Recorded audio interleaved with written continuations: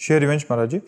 महाराज जी, हरिवंश महाप्रभु का साक्षात दर्शन के लिए राधा नाम जप करूं या हरिवंश नाम जप करूं? राधा नाम जप से हो जाए, राधा नाम जप से। गोपी गुप्ता जी, नई दिल्ली से। राधे राधे महाराज जी। महाराज जी, क्यों ऐसा होता है कि जब मुझे किसी चीज, करियर या पैसा, कोई इंसान की सबसे ज्यादा जरूरत होती है तभी वो नहीं मिलता, और जब बाद में मिलता है तो उतनी खुशी भी नहीं होती? बाद में वो खुशी पहले जैसी खुशी कैसे? प्रारब्ध, प्रारब्ध, यही एक शब्द है, प्रारब्ध। प्रारब्ध का है कि 10 वर्ष बाद आपको धन की प्राप्ति होगी, तो अब 10 वर्ष आप चाहे जितना प्रयास कर लें, 10 वर्ष आपको सफलता नहीं मिलेगी, चाहे जितना प्रयास कर लें।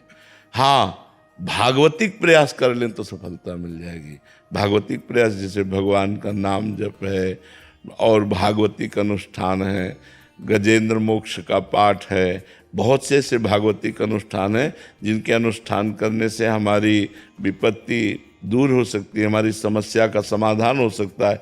लेकिन यदि हम सहज में ऐसे चल रहे हैं तो फिर 10 वर्ष के बाद यदि है तो 10 वर्ष के बाद ही मिलेगा, पहले नहीं मिलेगा। ये सब पहले से निश्चित है, पहले से प्रारब्ध निश्चित है। पुरुषार्थ के लिए तुम्हें, अब जैसे इस समय आप हैं, अब आप नाम जप कर सकते हैं, ये आपको प्रारब्ध से क्या लेना देना? तो नाम जप हम खूब डट के कर रहे हैं तो सब वस्तुएं, सब आप जो कह रहे हैं कि जब मुझे मांग होती है तब मिलता नहीं है, जब मिलता है तब मांग नहीं होती, और हम कहते हैं जब मांग की जरूरत है आप मांगो या ना मांगो, अपने आप वो दे देगा यदि उससे कनेक्शन बना लो तो। संबंध जोड़ो प्रभु से, प्रभु को अपना मान लो। हमने मांगा थोड़ी है, ये व्यवस्था मांगा थोड़ी कि भगवान हमको ऐसी व्यवस्था दे दो। अपने आप वो सब कर रहे हैं, उनको पता है कि अपने जन को किस समय क्या जरूरत है। मुझे लगता है भगवान की शरण में आया जाए और भगवान का नाम जप किया जाए तो प्रारब्ध हमको परास्त नहीं कर पाएगा। मतलब भगवान का भरोसा, हम तुम्हें पक्की बात कहते, भगवान का भरोसा और भगवान का आश्रय ये सब ठीक कर देगा। अगर भगवान से विमुख हो तो फिर प्रारब्ध तो फिर देख लो मिट्टिया मेट कर ही रहा है। सारे संसार को सुख दुख के चक्र में फंसाकर समय को नष्ट कर रहा है। मृत्यु नजदीक आ जाती है, दुर्लभ मानव शरीर छूट जाता है, फिर अन्य योनियों में हम भटकते रहते हैं। हमें न भजन करने का अधिकार मिलता है, न क्रियमाण कर्म करने का अधिकार मिलता है, केवल भोग भोगते रहते हैं। जी। प्रेमिला जी, नोएडा से। श्री हरिवंश महाराज जी। गुरुदेव भगवान, मेरे अंदर की कमियां मुझे आईने की तरह साफ साफ दिखाई देती हैं। जब क्रिया हो जाती है तब अंदर बहुत ग्लानि जलन होती है। प्रभु, मैं चाहकर भी इन कमियों को दूर नहीं कर पा रही। गुरुदेव भगवान, ऐसे में कैसे? हाँ, भगवान से प्रार्थना कीजिए। कुछ कमियां ऐसी होती हैं, हम ये गलत कहते हैं कि हम चाह कर भी नहीं छोड़ पाते। हमारी सुख बुद्धि होती है उन कमियों में। जो भी कमी होती है जिसे हम छोड़ना चाहते हैं और हम भूल से कह रहे हैं कि हमारी चाह है ये छूट जाए, पर छूटती नहीं है, ये भूल से कह रहे हैं, सही नहीं कह रहे। अगर सही कहें तो हमारी उससे सुख बुद्धि नष्ट हो जाए। जो पदार्थ है, जो वस्तु है, जो व्यक्ति है, जहाँ हमसे गलती हो रही है उसमें हमारी सुख बुद्धि होती है। तो यद्यपि एक मन से हम चाहते हैं कि हमसे कभी ना हो, लेकिन सुख बुद्धि होने के कारण हमसे वो गलती हो जाती है। तो सुख बुद्धि का नाश हुए बिना ये गलतियां रुकती नहीं है। जब सुख बुद्धि का नाश हो जाता है तब ये रुकती है।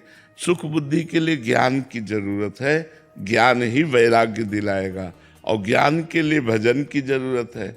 सत्संग सुनो और खूब भजन करो डटकर। बिना भजन के अध्यात्म का कुछ नहीं जान पाओगे।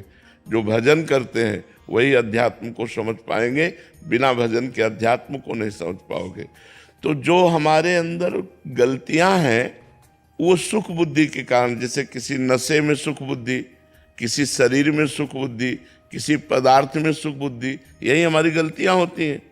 तो उधर हम चाहते हैं कि यार गलत है, ये नहीं करना चाहिए, पर मन में कि सुख मिलेगा। जहाँ ये बात बैठ गई कि सुख मिलेगा तो ना चाहते हुए भी हमको बरबस करना पड़ेगा, क्योंकि सुख बुद्धि वहां हमारी है। तो जब ज्ञान हो जाए तो सुख बुद्धि नष्ट हो जाए। देखो, जब ज्ञान हो जाता है तो घृणा हो जाती है अंदर से, वैराग्य ना।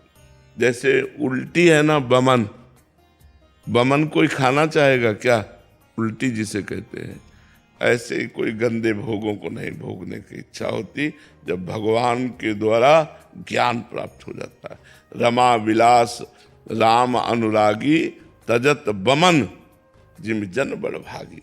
वो बड़भागी जन समस्त संसार के भोग विलास को वमन की भांति त्याग देते हैं। हम कहते हैं भोगों को धर्मयुक्त भोगो, धर्म से कमाए हुए धन से विषयों का सेवन करो, अपने पति से अनुराग करो, वही तुम्हें परमार्थ पथ पे खड़ा कर देगा।